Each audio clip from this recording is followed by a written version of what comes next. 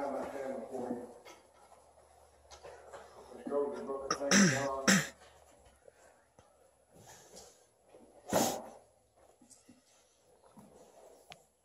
Third chapter.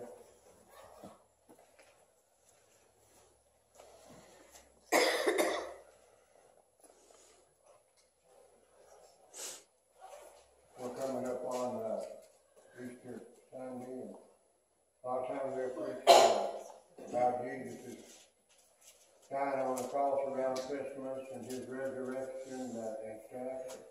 You can preach that any time of the season you want to preach it. Yeah. But I want to start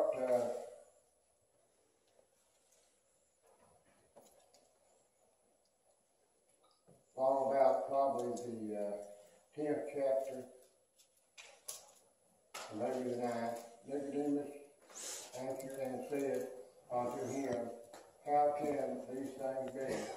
Jesus answered and said unto him, Art thou a master of and knowest not these things? Verily, verily, I say unto thee, we speak that we do know and testify we have seen, and ye receive not our witness. If I have told you earthly things, and ye believe not, how shall ye believe if I tell you heavenly things? And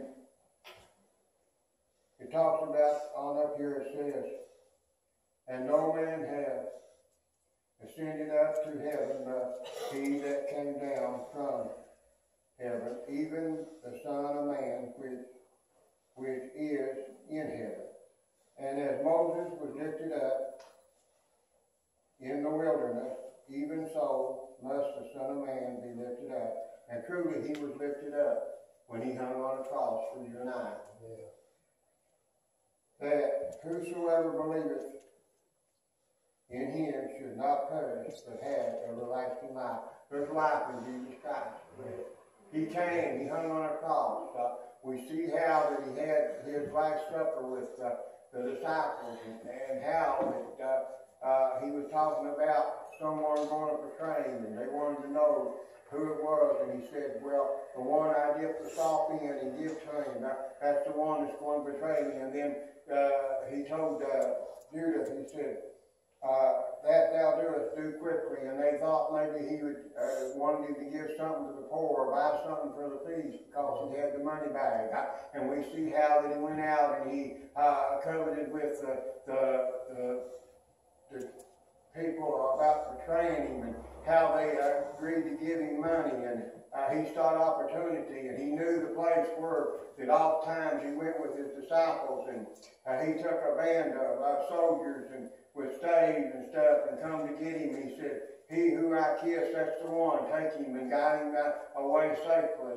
And we see how that Jesus went with some of his disciples, and he left them there, and he went a little further and prayed, and he come back, and he caught them asleep, and he said, can't you watch with me 1 hour? And it come time that he was betrayed, and how that he was handed over to them, and how that Pilate wanted to let him go, and they said, no, we're not going to let him. Pilate wanted to let him go, and the others said, no, said, we don't want him to go. And he wound up going to the cross for you and I. Amen. He not only went to the cross and died for us, Toby, he didn't stay there. They put him in that tomb. Yeah. But on that third and appointed morning, he came forth. And I think how that Murray and the others went to the tomb early that morning. And they were discussing how they were going to roll the stone away. And how that they were going to get in to put the spices and stuff they had prepared for him. And when they looked up, they seen the stone was already rolled away. And we see how that when Murray looked back and saw someone supposing it to be the gardener, and he said, if you have thrown him away, tell me where you're tucking him, and I'll come and get him. And then she recognized him. Yeah. And we see how that you went back and told the others, and we see how that Peter and that other disciple ran, and the other disciple did outrun Peter and got to the tomb first, and began to look in and began to see that he wasn't there, and how that everything was folded. And then Peter got there and went in, and then the other disciple went in and he believed. And we see how that when they were together in one place for the fear of the Jews, they were together, and we see how that he appeared unto them, and we see how Thomas wasn't with them, and we see how that he said, "Peace, be still," and he began to show them his hands and his and everything, and we see how later on the disciples told Thomas, they had seen the Lord, and he said, "Unless I touch and put my fingers in his hand and thrust my hand into his side, I'll not believe." I'm here to tell you, I wasn't there when he hung on the cross. I wasn't there when he died for me. I didn't see the soldier pierce him in the side. I didn't see how them lay him in the tomb. But yet I believe by faith. By faith, I believe he's coming back to get me one of these days. By faith, I'm going home. The Bible says we're all going to stand before him one of these days and give an account of how we lived.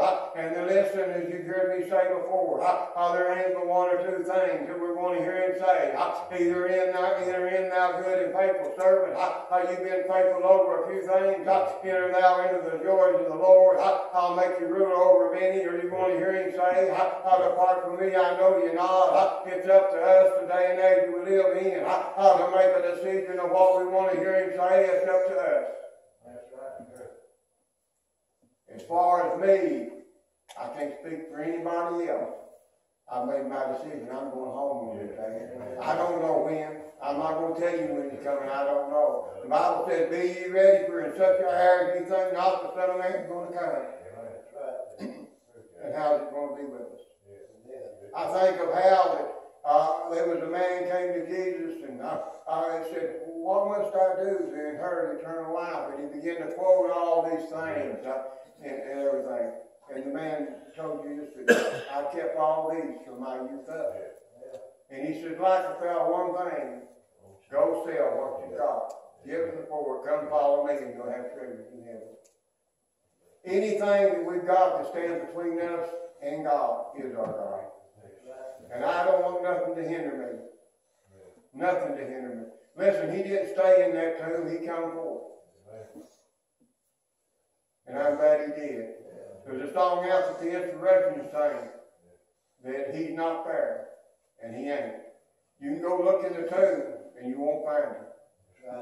I guarantee you dug Muhammad up or Buddha or somebody else that's died, you'll find some of their remains. But you go look for Jesus where he was laid, there won't be nothing there. I'm here to tell you, he sits at the right hand of the Father making intercession for you and I, that whatever we have need of, he'll meet. I like the promise. He said, "I'll never leave you, I'll never forsake you, I'll be right there in whatever you have need of." Thank God for that. He's a friend that's going to stick closer than a brother. I thank God for that. Because you've often heard me say, "I'm blessed. I know what I have, know where I'm headed." That's something nobody can take. I'm on my way to heaven.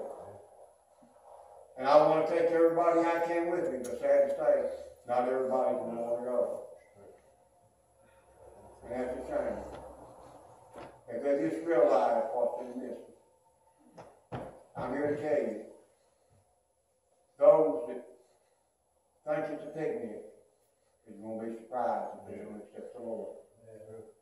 If they don't accept the Lord and they go to a place called hell, it's going to be torment forever and ever. I know you've got people that will teach you that when you die, you're just going to be cast into a lake of fire and become a pile of ashes. How foolish that doctrine is. I'm going to tell you, there ain't but two places you're going to spend forever and ever. And I'm going to make my decision. I thank the Lord for what he means to me. I thank the Lord for the little church. I brag on the church wherever